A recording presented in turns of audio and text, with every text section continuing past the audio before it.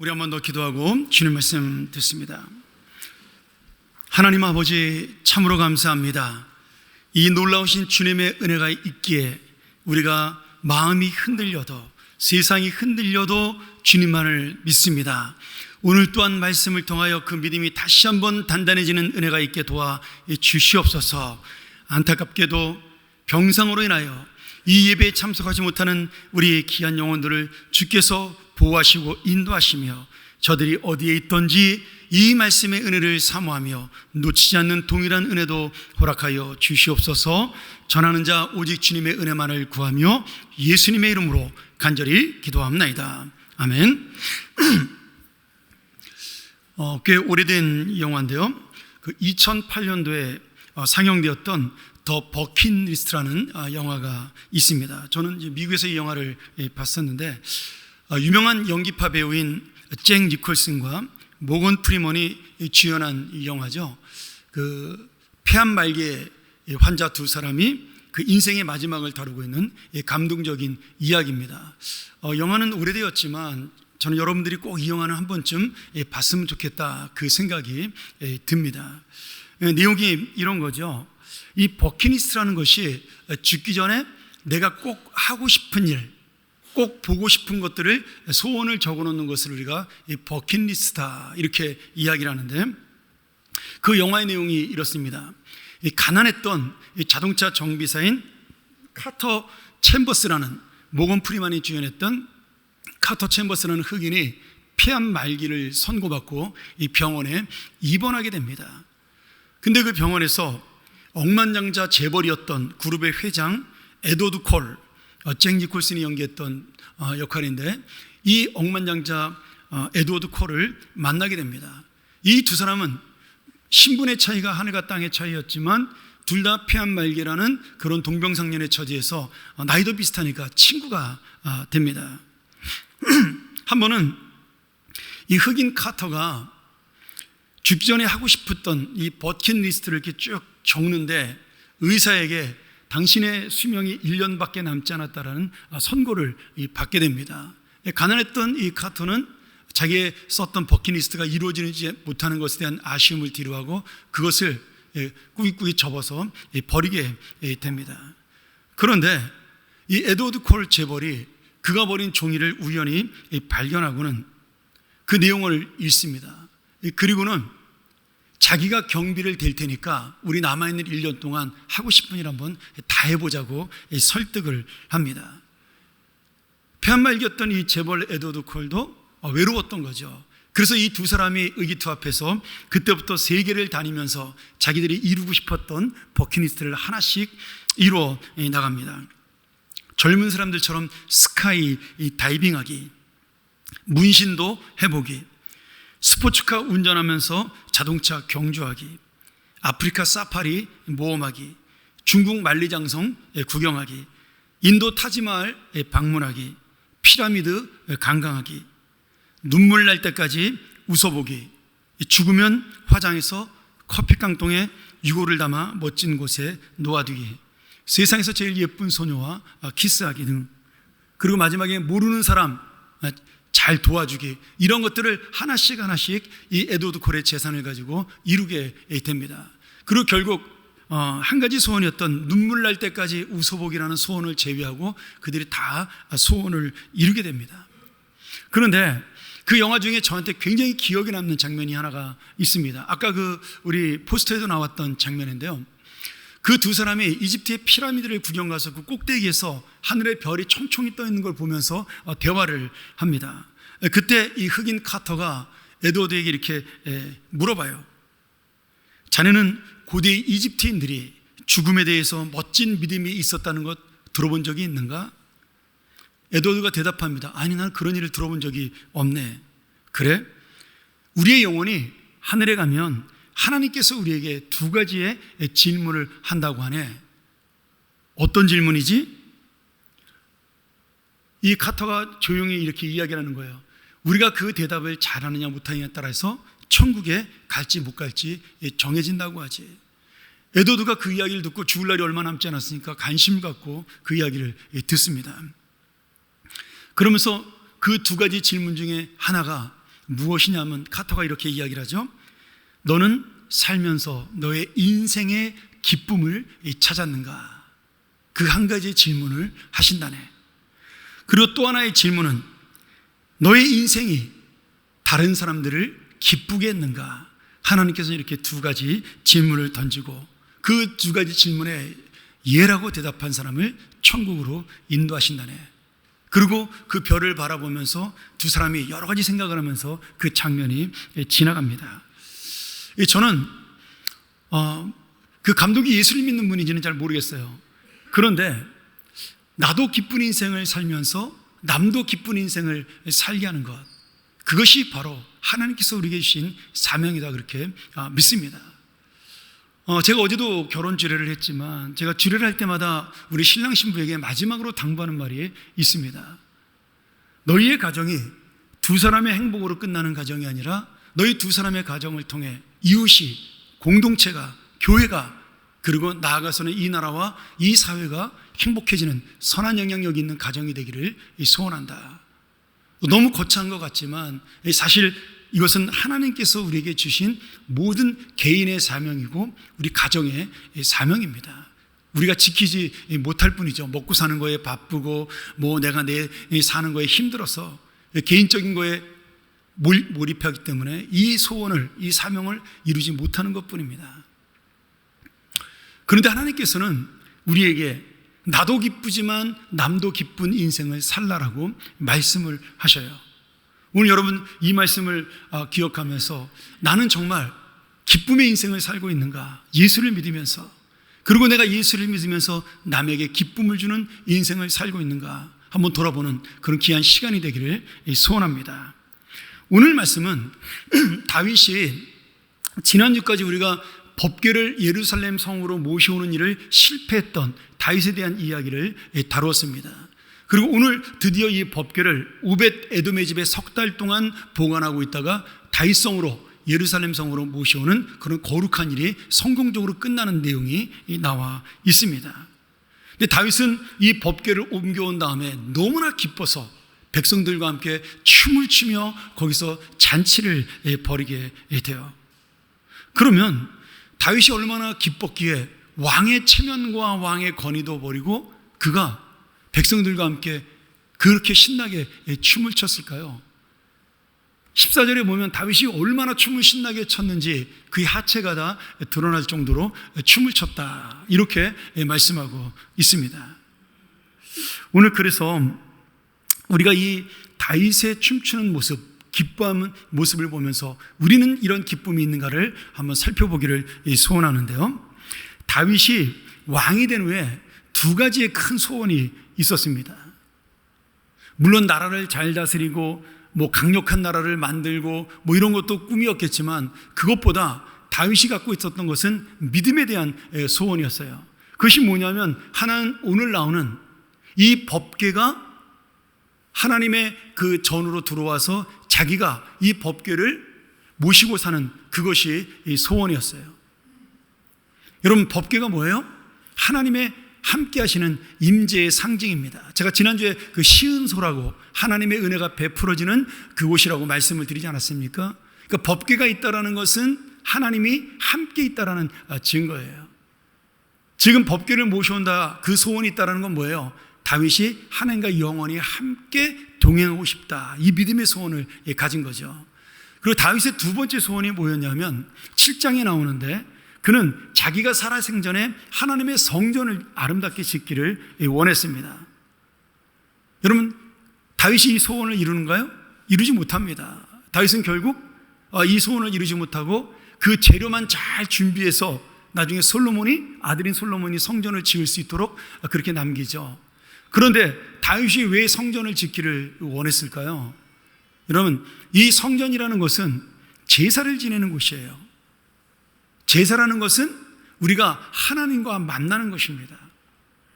이 성전이 짓기 전까지 모든 제사는 각 지파가 나눠서 레위인들이 제사를 곳곳에서 지냈습니다. 가장 큰 제사는 실로라는 곳에서 지냈고 나머지 모든 제사는 각 마을에서 이루어졌어요.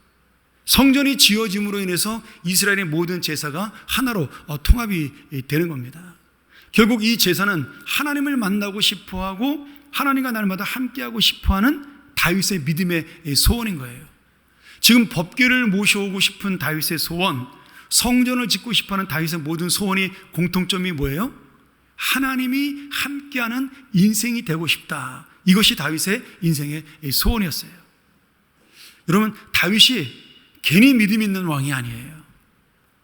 그는 왕으로서 권력과 아니면 강대한 국력과 아니면 많은 재물과 이런 것들을 다 얻을 수 있었지만 다윗은 그것을 소중히 여긴 것이 아니라 지금 하나님이 나와 함께 있느냐 있지 않느냐, 그것이 자신 인생의 가장 큰 문제라고 생각을 한 겁니다. 그리고 이 다윗의 소원과 이 다윗의 고민은 평생 동안 계속돼요.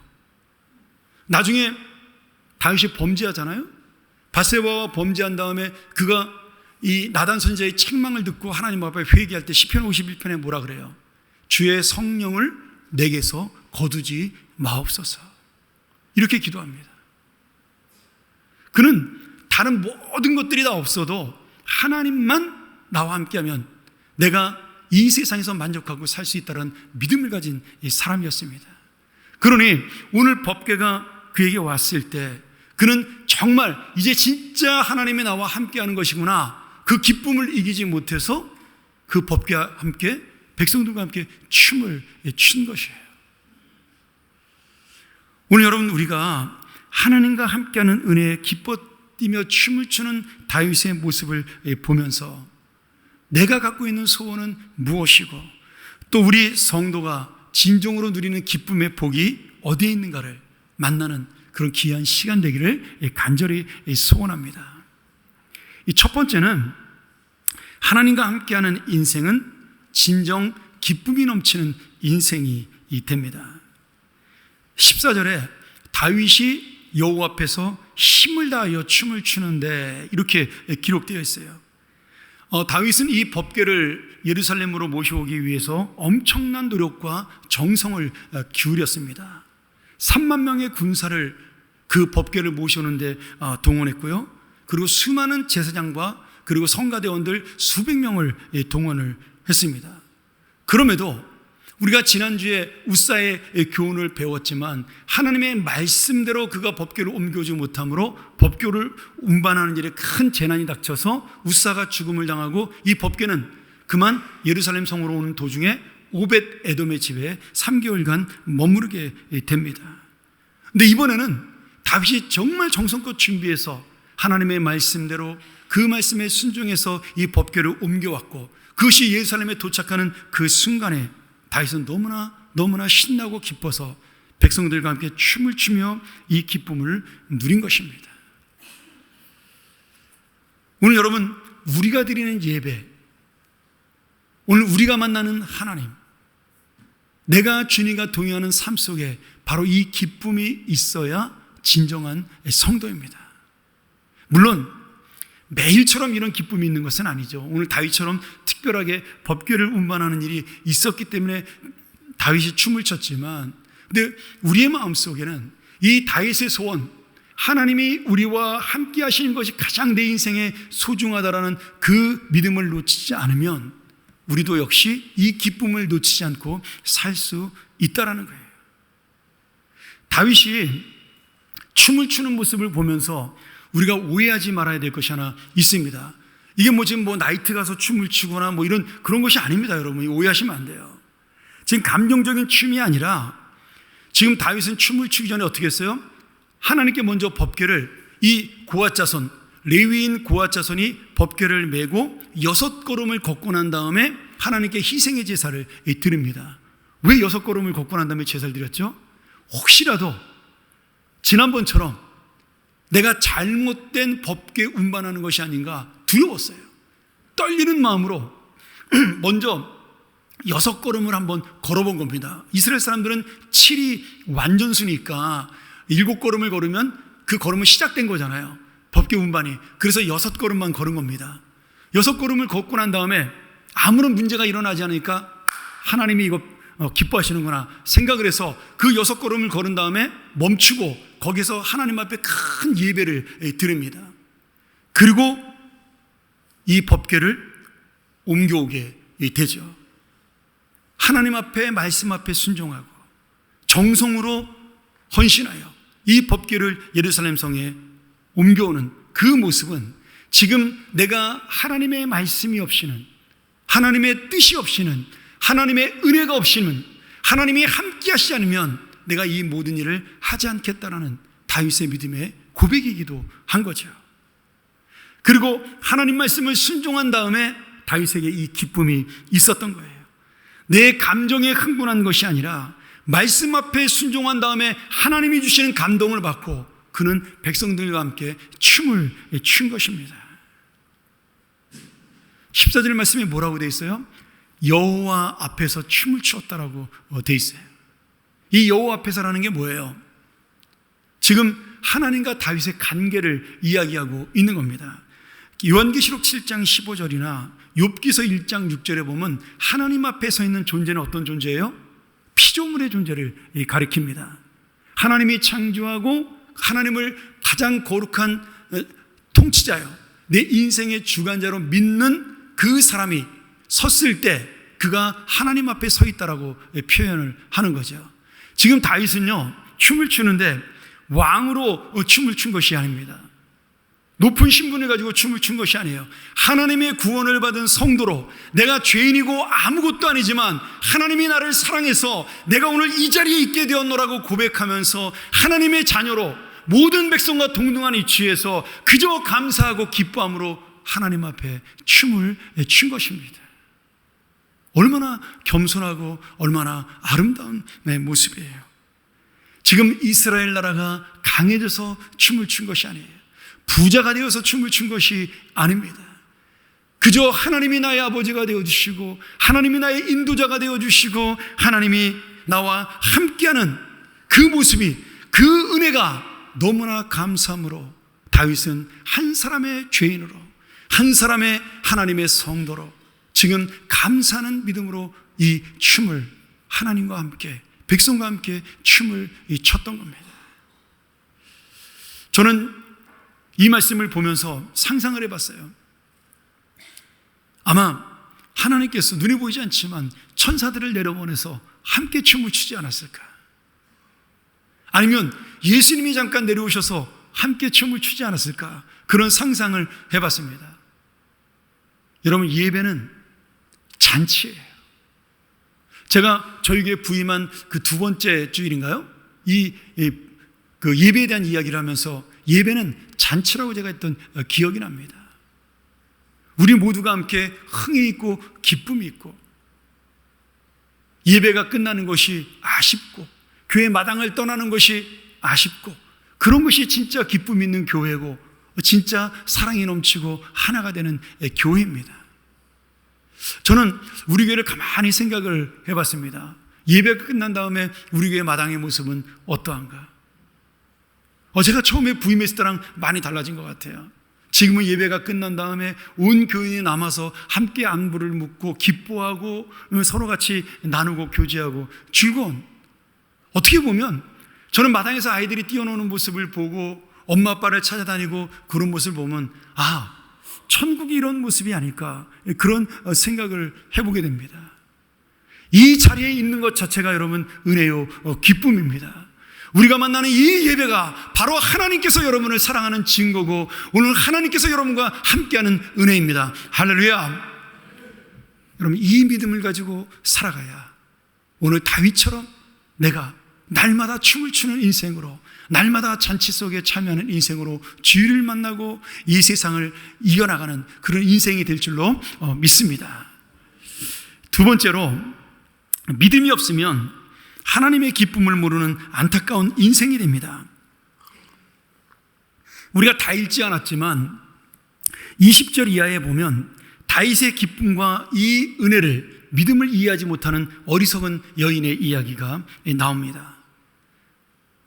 다윗의 아내였던 왕비 미갈이 왕이 돼가지고 채통도 없이 권위도 없이 어떻게 저 천한 백성들과 함께 저렇게 아랫도리가 드러날 정도로 춤을 추는가 비웃었어요. 지금 미갈은요, 다윗의 기쁨을 이해하지를 못합니다. 내가 왕비인데, 내가 왕의 딸이었는데 그 생각 속에 사로잡혀서 다윗이 누리고 있는 이 성도의 기쁨을 전혀 알지를 못하는 겁니다. 그런데 다윗이 자신을 조롱하고 비웃었던, 책망했던 미갈에게 이런 놀라운 고백을 해요. 내가 비록 이스라엘의 왕으로 하나님께서 세워주셨지만 진정한 이스라엘의 통치자는 하나님이시오. 그리고 나는 그 앞에 종이라고 고백을 합니다. 그리고 내가 춤을 춘 것은 사람을 보고 의식하고 춤을 춘 것이 아니라 오직 하나님만 바라보고 너무 기뻐 춤을 춘 것이고, 하나님께서 나같이 부족한 자를 왕으로 세우셨기에 감사함으로 내가 춤을 춘 것이니 오늘 오히려 백성들은 나의 춤을 보고 살아계신 하나님을 찬양할 것이고 감사할 것이다. 그렇게 대답을 합니다. 여러분, 저는 이 다윗의 말씀을 보면서 세상 사람들은 절대로 우리가 믿는 이 기쁨을 이해할 수가 없습니다. 제가 그 교회를 열심히 일하면요, 그런 소리 많이 들었어요. 야, 교회 가면 떡이 생기냐 밥이 생기냐, 뭐 이렇게 교회를 열심히 하냐. 오늘 떡 줍니다. 예, 오늘 떡이 생기네요. 예. 근데 여러분, 그 사람들은요 이 기쁨을 모르니까, 아니 피곤한 주일날 아침에 좀 쉬고 그러지 아침 일찍부터 교회 나가서 뭐 그렇게 하루 종일 봉사를 하고 헌신하냐, 그 조롱의 말투가 들어있는 거예요. 예수를 잘 믿으니까 세상 친구가 떨어지더라고요. 뭐 주말마다 만나자 그러면 교회 가야 되죠. 주일마다 만나자 그러면 교회 가야 되니까 점점 연락이 안 오게 되는 겁니다. 이 대신 여러분, 세상 친구 안 만나도 우리 여기 영적 가족이 있잖아요. 얼마나 좋아요. 제가 어제도 결혼식에 우리 친척분들하고 같이 식사를 하면서 얘기를 했는데, 내가 가까운 친척임에도 1년에 뭐 한두 번도 만나기 어렵다, 그런 이야기를 하시더라고요. 근데 저는 매주 보잖아요. 여러분, 저보다 더 가까운 친척이 있습니까? 교회 지금 식구들보다 더 가까운 친척이 있어요? 없잖아요. 저희 누님들과 제가 지금 3년 만에, 코로나 끝나고 7월 1일 날 가족 모임을 하기로 약속을 했는데 3년 만에 만나는 겁니다. 3년 만에. 그런데 우리는 매주 보잖아요. 수요일도 보잖아요. 뭐 가끔 좀 이렇게 보기 싫을 때도 있지만 그게 가족이잖아요. 지지고 그러면서도 서로 사랑하는 것, 거기에 기쁨이 있는 거 아니겠습니까? 여러분, 교회가 그런 것이에요. 예수를 믿지 못하는 이 사람은 이 교제의 기쁨을 모르는 겁니다. 이 법궤 하나가 왕의 체면과 권위와 바꿀 정도로 중요합니까? 하나님의 은혜가 왕의 자리보다 더 중요합니까? 이것이 바로 미갈의 조롱이고 세상의 비웃음이에요. 맞습니다. 세상 그 어떤 것보다, 없어질 그것보다 중요한 것이 바로 하나님과 함께하는 은혜요 기쁨이에요. 제가 그 청소년 시절에 그 기도원을 일주일에 한 번씩 올라갔습니다. 저 어린 시절에 뭐 가난하게 살았고 뭐 아버지도 없고 그랬으니까 굉장히 열등감에 사로잡혔는데, 이 열등감을 해방시켜준 분이 우리 하나님이에요. 그게 너무 기뻐서 제가 매주일 목사님을 따라서 금요일마다, 지금 그 있는지 모르겠어요, 원도봉산에 있는 그 제일기도원이라고, 옛날엔 다락원이라고 불렀는데 의정부하고 도봉동 경계에 있는 그 기도원을 매주 금요일마다 올라갔습니다. 지금은 없었지만 그때는 그 다락원에서 기도원 올라가는 길에 미군 부대가 있었고, 미군 부대에서 밤 10시가 되면 거기 환하게 이렇게 불을 켜놨어요. 근데 올라갈 땐 잘 모르는데 제가 내려올 때 새벽에 한 3시, 4시 돼가지고 하나님의 은혜를 받고 그 산에서 내려오잖아요. 그러면 하늘의 별빛이, 달빛이, 그리고 그 부대에서 비춰오는 그 환한 서치라이트 조명들이요, 전부 다 저를 위해 하나님이 비춰주는 은혜의 빛으로 생각이 들더라고요. 얼마나 기쁜지 몰라요. 그 감동이 어린 시절에도 있었어요. 근데 제가 이 감격을, 기쁨을 가지고 토요일 날 학교를 가잖아요. 그때는 학교를 갔으니까 토요일 날. 그래서 내가 얼굴이 이렇게 좋아서 이렇게 씩씩 웃고 있으면 우리 애들이 그래요. 우리 친구 애들이, 야, 너 뭐 좋은 일이냐? 아니야, 나 어제 교회 가가지고 너무 하나님의 은혜 받았어. 그랬더니 우리 친구가 뒤에서 둘이서 이러더라고요. 저놈 저거 돌았어. 제가 교회 다니더니 이렇게 됐어. 자기들끼리 막 놀리더라고요. 근데 여러분, 이게 설명할 길이 없는 거예요. 너무 좋고 너무 기쁜데 이 은혜를 받아봤어야 그걸 알 거 아니에요, 그 사람들은. 그러니 제가 아무리 설명해도 내 친구들은 이해를 하지 못하는 겁니다. 제가 신학교 간다 그러니까 우리 친구들이 미쳤다 그러더라고요. 근데 여러분, 정말 미친 거죠. 뭐에 미친 거예요? 예수의 기쁨에 미친 겁니다. 예수의 은혜에 미친 거예요. 오늘 우리가 이 기쁨을 가지고 있는 사람들이잖아요. 오히려 하나님을 모르는 사람들, 이 세상에 눈에 보이는 돈과 권력과 이런 세상 것들에 취해가지고 그것을 따라다니는 사람들이 금방 없어질 것들인데 그 사람들이 얼마나 안타깝고 불쌍해요. 우리의 기쁨을 이해하지 못하는 그 사람들이 불쌍해야 되는데 오히려 우리는 어떻게 보면 우리의 신세를 한탄하잖아요. 내 인생은 왜 이럴까? 여러분 인생이 어때서요? 영원한 소망과 영원한 생명이 기다리는 인생인데, 아무 것이 없는 것처럼 보여도 하나님이 있는 인생인데 우리 인생이 왜 기쁨이 없어야 돼요? 물론 가끔은 염려도 있고 걱정도 있고 화나는 일도 있고 기분 나쁜 일도 있죠. 그렇다고 해서 여러분, 그 잠시 잠깐의 이 세상이 우리의 영원한 기쁨을 뺏어갈 수는 없는 겁니다. 여러분, 미갈은요 공주였고 왕비였지만 이 하나님의 은혜를 몰랐어요. 그래서 아버지 사울왕처럼 그 역시도 자신의 권력이, 자신의 자리가 최고인 줄 알고 산 겁니다. 여러분, 결국 이 미갈이 그 하나님의 은혜를 조롱하다가 하나님의 벌을 받아서 아이를 낳지 못하는 그런 벌을 받습니다.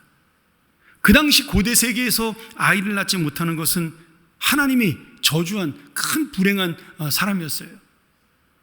그래서 지금 미갈이 아이를 못 낳은 것은 단순히 뭐 저주받았다, 벌받았다 이런 얘기하려는 것이 아니에요. 지금 미갈이 생명이 없다라는 것은 하나님이 없는 자에게는 더 이상 생명이 없다라는 것을 상징적으로 보여주는 증거예요. 우리 지난주에 우사가 죽임을 당한 것은 단순히 법궤를 만졌기 때문에 죽은 것이 아니라 내가 하나님의 자리에 올라갔을 때 하나님 없이도 내 것이 주인이라고 생각하며 내 인생이 내 것이라고 생각하며 살아가는 사람에게는 그 인생은 죽음과도 같은 인생이라는 상징처럼, 오늘 미갈의 인생에 아이가 없는 것은 하나님이 없는 인생에는 진정한 생명이 없다라는 상징입니다. 오늘 공주로 살고 왕비로 살아도 하나님의 생명이 없으면 그 사람은 아무 의미 없는 인생인 거죠. 무슨 소망이 있고 무슨 기쁨이 있겠어요.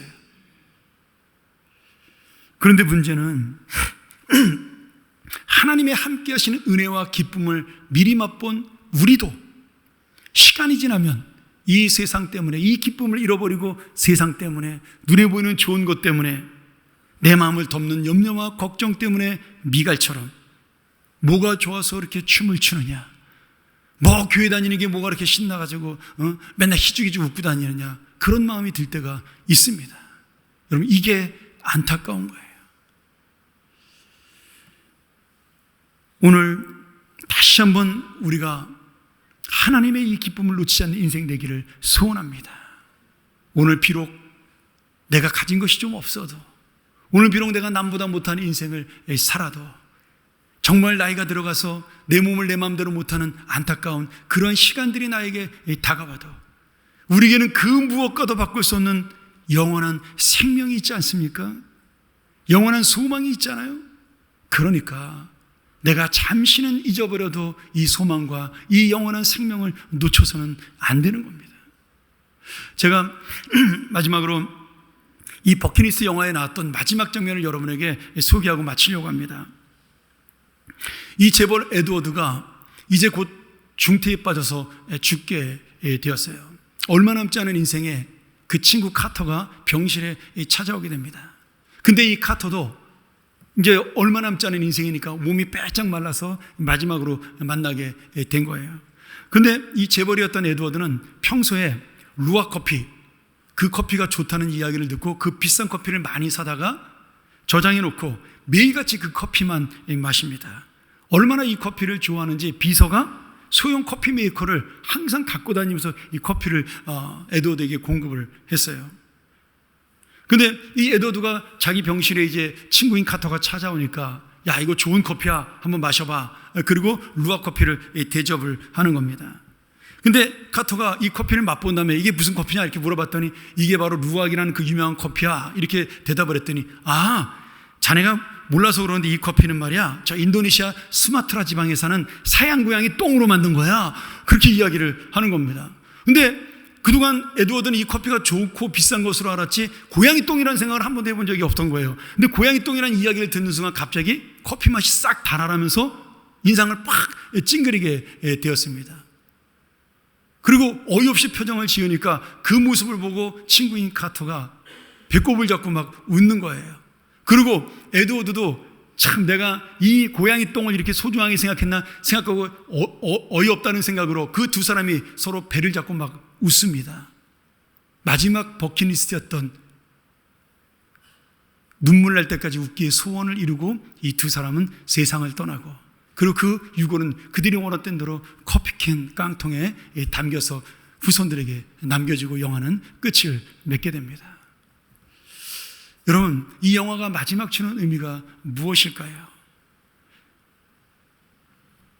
내가 소중하고 내가 가치 있다고 붙잡으며 자랑했던 것이 내 인생을 앞에 두고 마지막 날 그 순간에 고양이 똥처럼 아무것도 아니라는 사실을 보여주고 있는 겁니다. 재벌인 에드워드에게도, 가난한 정비사였던 카터에게도 이 인생, 내가 소중했던 것은 고양이 똥에 불과하다는 것이죠. 오늘 여러분, 이것을 깨달을 때 우리가 진정 죽음을 앞두고도 영원한 소망이 중요하다는 사실을, 믿음이 마지막까지 나와 함께 있는 가장 중요한 유산이라는 사실을, 재산이라는 사실을 깨달을 수가 있습니다. 오늘 여러분, 이것을 깨닫는 자, 죽음을 앞에 두고도, 고통을 앞에 두고도 진정으로 웃을 수 있는 기쁨의 사람이 될 줄로 믿습니다. 다윗은 이것을 알았기에 왕의 체면보다, 권위보다 하나님과 함께하는 기쁨을 가지고 더 신나는 춤을 출 수가 있었습니다. 사랑하는 여러분, 누구나 춤은 출 수 있지만 하나님과 함께 춤을 추는 인생은 주님과 함께하는 기쁨을 아는 자, 영원한 생명의 소망을 아는 자만이 이 진정한 춤을 출 수가 있습니다. 오늘 다시 한번 주님과 함께함으로 다윗의 춤이 혼자 춘 것이 아니라 하나님과 함께 추었던 천국의 잔치요, 파티인 것처럼 내 인생도 하나님께서 기뻐하심으로 나 역시도 기쁘고, 오늘 힘들고 어려운 인생 속에도 하나님께서 함께 하심으로 이 기쁨을 놓치지 않고 날마다 춤을 추는 인생, 날마다 잔치가 벌어지는 인생, 날마다 이 기쁨이 넘쳐나는 예배, 그리고 함께하는 놀라운 영광의 그런 삶이 되는 예배가 되기를, 여러분의 인생이 되기를 주의 이름으로 간절히 축원합니다. 우리 함께 이 시간 이 말씀 의지하면서 함께 기도하기를 원하는데요, 우리가 눈물의 골짜기를 지나가고 어둡고 음침한 사망의 계곡을 지나가도 하나님께서는 오늘도 우리에게 푸른 초장과 맑은 시냇물로 함께 해주십니다. 내가 비록 이 땅에서 그것을 누리지 못하는 인생이 된다 할지라도 하나님께서는 마지막 날에 오늘 우리에게 이 놀라운, 이 세상의 어떤 가치와도 바꿀 수 없는 생명의 소중한 은혜로 함께 주실 것입니다. 오늘 이 기쁨을 가지고 살아가는 우리 모든 하나님의 사람들, 이 소망을 놓지 않고 살아가는 우리 모든 주님의 백성들, 고양이 똥 같은 이 세상이 아니라 주님만을 바라보고 그 기쁨을 누리고 살아가는 우리 믿음이 되게 해달라고 다시 한번 우리 함께 동성으로 기도합니다.